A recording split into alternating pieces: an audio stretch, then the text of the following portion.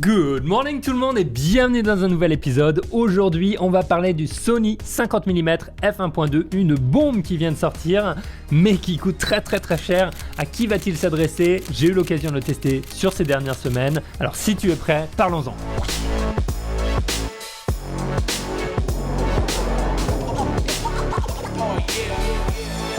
Et c'est parti, bienvenue, merci d'être là. Et aujourd'hui, grande révélation, le Sony 50 mm f1.2 est sorti récemment. J'ai pu l'essayer sur cette dernière semaine et on a plein de choses à dire parce qu'on parle d'un objectif à plus de 2000 €. Et la grande question va être, à qui va-t-il s'adresser à ce prix-là?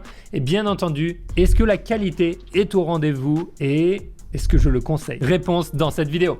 Mon nom est Pierre, je suis un photographe d'aventure et de voyage et le créateur de la méthode 30 jours pour des photos pro, la méthode pas à pas pour apprendre à faire de superbes photos, quel que soit son matériel. Alors franchement, je suis amoureux de ce nouvel objectif. Mais dans cet épisode, juste pour te le dire, il faut qu'on parle de trois choses. De l'ergonomie, de la qualité de l'image et à qui va-t-il s'adresser? Donc premièrement, parlons d'ergonomie. L'ergonomie, voilà, l'objectif en pleine main comparé à un 20 mm par exemple.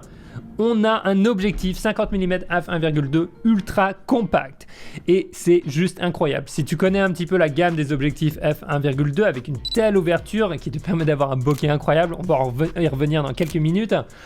Tu es au courant qu'en général ils sont énormes, ils prennent beaucoup de place. Si on va chez nos amis Nikon, il est très gros. Si on va chez Canon, il est assez gros aussi, il est un petit peu plus lent. Donc vraiment, il y a beaucoup de choses à faire et il y a beaucoup de choses à dire et je tiens à remercier Sony d'avoir pensé à faire quelque chose de compact. Vraiment, à travers tous les objectifs, j'ai l'impression que les ingénieurs essayent de réduire la taille et le poids. Et sur cet objectif, on a une construction assez particulière parce que l'élément à l'avant n'est pas bombé, mais en fait, il est concave. Je pense que c'est quelque chose qui leur a permis finalement d'avoir un design aussi compact. Je sais pas si tu te rappelles, mais au début, quand Sony avec ses premières montures, les gens disaient que avec ce design, on ne pourra pas avoir une ouverture genre 1.2, etc.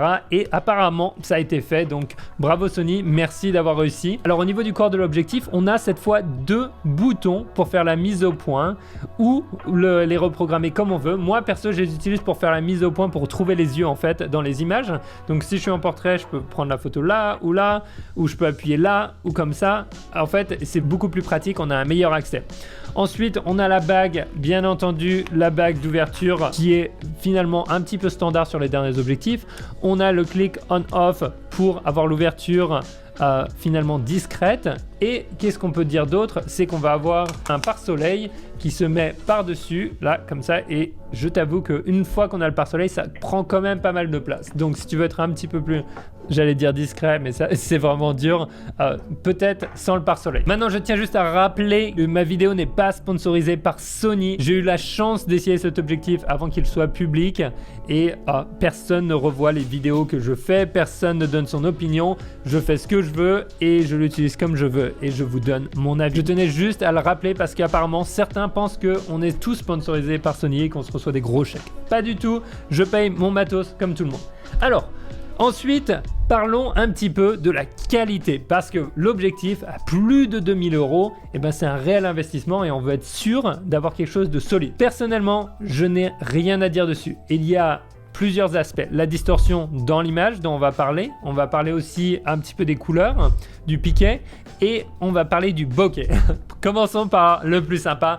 Avoir un objectif qui ouvre à 1.2, le but c'est vraiment d'avoir un max de bokeh qui est ce flou d'arrière-plan et là on est vraiment servi. J'ai fait pas mal de portraits, j'ai pris des photos un petit peu de nuit, j'ai pris des photos autour d'un feu et à 1.2 le bokeh est juste incroyable. Comme tu peux le voir là, en fait ce qui est intéressant c'est quand on se met à 1.2 et qu'on regarde un petit peu, qu'on bouge l'objectif, sur les bords de l'image, le bokeh va être un petit peu plus ovale, qu'au centre il va être vraiment très circulaire. Par contre, si on augmente un petit peu l'ouverture à 1.4, etc., alors là, on se retrouve avec des points magnifiques parce que le diaphragme a 11 éléments, ce qui rend les sources lumineuses, quand elles sont floues, vraiment bien rondes. C'est hyper agréable de shooter avec, franchement, et tu es capable de séparer ton sujet de l'arrière-plan en un rien de temps. Après, faudra qu'on parle de l'autofocus dans quelques secondes parce que à 1.2, il peut y avoir pas mal d'erreurs. Ensuite, qualité de l'image, on a un piqué qui est incroyable, comme tu peux le voir, on peut zoomer dans les images, et je shootais avec le Sony A7R III, qui n'est même pas le dernier cri de Sony, qui pourrait être un A7R IV, ou un 1, ou un A7S III, et je n'ai pas eu un seul problème, l'image était belle, on n'avait pas d'aberration chromatique, ou très peu, et surtout, un truc que j'ai remarqué, c'est que la distorsion dans l'image, il y en a quasiment aucune. Je vais comparer avec un 65 mm f2 dont on va reparler dans une autre vidéo d'une autre marque, et je l'ai comparé avec le 85 mm et le 70-200 de Sony aussi, et on a vraiment en fait les bords de l'image qui sont complètement rectangulaires, qui sont bien, alors que si on regardait sur le 65 mm, on avait un petit peu l'impression sur la version Sigma que les bords de l'image en fait ils rentraient vraiment un petit peu à l'intérieur, on avait vraiment de la distorsion. Ça peut être corrigé en post, mais c'est là qu'on voit qu'il y a un énorme travail qui est fait à l'intérieur de l'objectif au niveau du verre. Ensuite, je me suis amusé bien entendu à tester l'autofocus, et de ce côté-là, on est servi parce que l'objectif ne m'a pas lâché. Vraiment, l'autofocus était rapide et efficace quelles que soient les circonstances, et surtout, ce que j'ai remarqué, c'est que à f1.2, par exemple, les autres marques en général sont assez lents, alors que là, j'étais capable, comme tu peux le voir, d'avancer vers l'objectif et de me reculer très rapidement et de toujours être en focus, ou quasiment tout le temps. C'était vraiment difficile pour l'objectif de ne pas me suivre, et c'est pour ça que ça coûte aussi cher. Alors, à qui est-ce que ça va servir? Parce qu'on peut aussi très bien partir sur un 50 mm 0,95 avec une ouverture encore plus grande qui va te coûter beaucoup moins cher, mais dans ce cas-là, on sera manuel. Donc, à qui est-ce que cet objectif va-t-il s'adresser? Pour moi, il s'adresse clairement aux pros ou à ceux qui ont vraiment un énorme budget pour la photo et qui veulent s'amuser, mais franchement, si tu es un professionnel, si tu fais du mariage, si tu fais du portrait, si tu aimes prendre des détails avec, parce que j'ai shooté beaucoup de détails,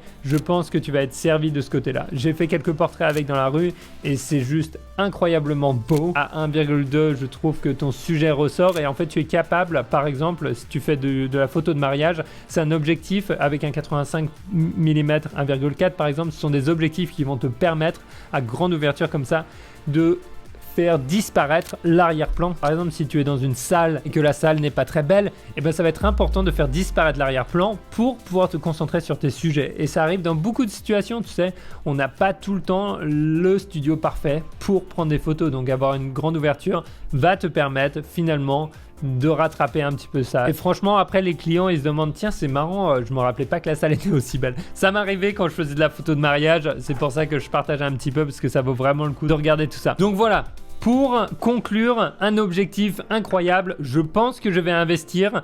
Comme ça, je vais rester sur probablement 20 ou 24 mm, un 50 mm et mon 70-200, et je garderai le 16-35 pour faire de la vidéo et pour filmer les aventures autour du monde. Donc si tu es nouveau sur cette chaîne, n'oublie pas de t'abonner. Si tu veux pousser ta photographie, inscris-toi sur la liste d'attente pour la prochaine formation de la méthode de 30 jours pour des photos pro.